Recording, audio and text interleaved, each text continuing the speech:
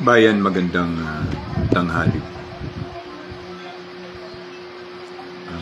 Nais po namin ipabatid na marami po ngayon at inulan ang aking communication regarding po sa mga nangyayari. Ito po ay personal na evaluasyon or evaluasyon ng sambayanan, no? Dahil nga sa nangyayaring usapin tungkol sa mga pagsasamantala o pananamantala ng ating direktor ng NBI at yung naganap sa Senado at ang mga pangyayari na matagal nang nais na tuldukan at magkaroon ng wastong kasagutan tungo sa mga akusasyon, no? Sa ating pamunuan meron ng ating gobyerno at ang pinaka-negatibo rito base sa paulit-ulit nilang mga pananalita at pagsambit ay ang walang aksyon ng sandatahan at ang pagkampi at pagbibigay ng proteksyon ng National Police sa mga taong nabanggit at concern. Bayan, alam ko po na ngayon nyo lamang po maririnig ito, pero ito po ay pakiusap ng ilan, no, sa ating mga follower na mga Kristiyano na nakikita kung bakit ganito ang sitwasyon, samantalang ang paninikil at pananakal sa sitwasyon ay parang hindi na po tama.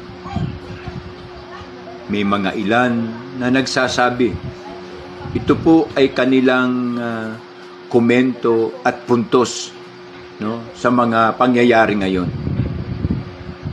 Ako po bilang ang KuyaEdTV.org ay isa lamang boses upang makaabot sa wastong dapat pagkaabutan ng panawagang ito upang magkaroon na ng tuldok at magkaroon ng tamang espasyo kung ano na ang dapat gawin ng pamahalang ito sa likod na lumalabas ang inyong pagpapabaya sa tunay na nilalaman ng usapin. Ito po ang kanilang panawagan at pakiusap. Sampalin man kayo ng katotohanan o manigas man ang inyong liig dahil sa inyong maririnig, ito po ay ang totoong katayuan at kalagayan ng mga mamamayan na sawang-sawa na at galit na sa kung ano ang inyong mga kasinungalingan, pagtutulong-tulungan, pagtatakip-takip sa katotohanan na nais namin malaman upang papanagutin ang lahat ng mga involved sa mali-maleta usapin. Ikinalulungkot ko po, ito po ay isang panawagan at disclaimer, ito po ay panawagan ng mamamayan na sawang-sawa na at pagod na sa inyong mga sarswelang palabas. Nananawagan po ang samahan at lapian maging ang kilusan, no, sa MILF, Moro Islamic Liberation Front, sa MNLF, Moro National Liberation Front, at sa Bangsamoro Liberational Army na nagnanais ang sambayanan makiisa at umanib upang ang kapabayaan ng sandatahan at ng pulisya ay mauwi sa tama at wastong disposisyon na merong magtatanggol sa inang bayan sa mga darating na panahon. Ang panawagan pong ito ay isa pong tinig at boses ng sambayanan mula po sa Mindanao, sa Bisaya, sa National Capital Region at ilang area sa Luzon. Bayan, ayaw po nilang magkawatak-watak, pero dahil sa ganitong rason at dahilan ng mga mapagkunwaring pamunuan ay mukha ho atang nananawagan na. handa pong umanib ang sambayanan sa mga nabanggit upang maidepensa, upang magkaroon ng malawig na katatagan ang katayuan at kalagayan ng inang bayan. Dahil puro na lamang sarsuela at palabas at alinsunod dito ay ang kanya-kanyang mga abilidad upang pasinungalingan na sila ay hindi mga kasapi ng maletagang ng gobyernong ito. Muli po inuulit namin kung saan man po ito makarating, ito po ay panawagan. Disclaimer lamang po dahil ako lamang po ang kanilang naging boses upang ipabatid sa inyo ang kanilang kahilingan.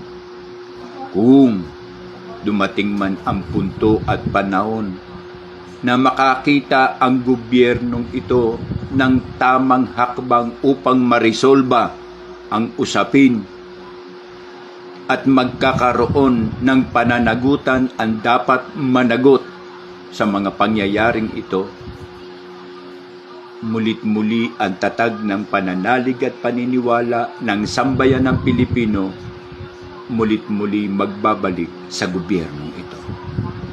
Ngunit kung patuloy niyong gagawin ang bagay na pagtalikod at hindi pagtalima sa hangad at sa layunin ng mensaheng ito,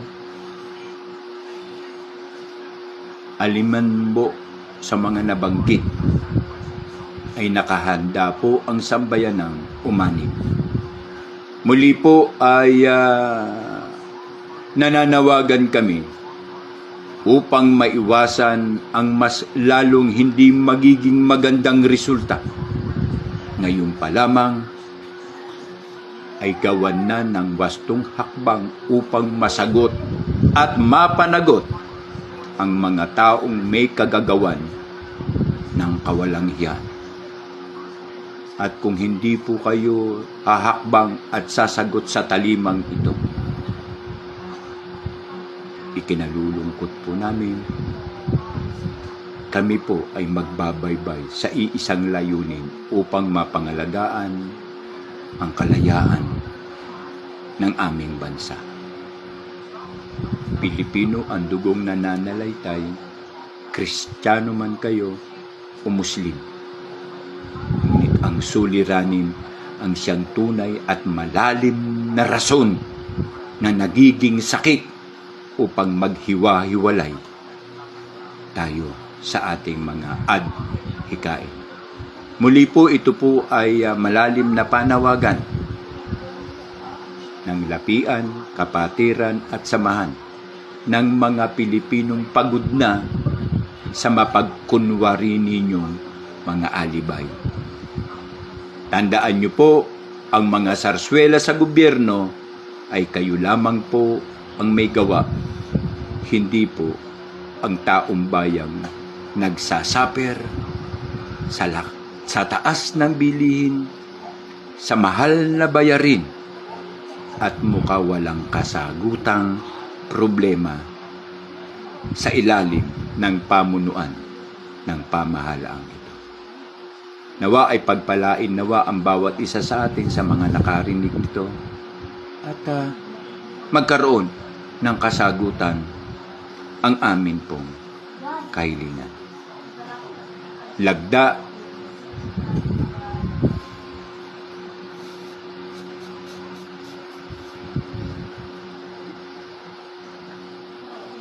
ang bayan kong mahal.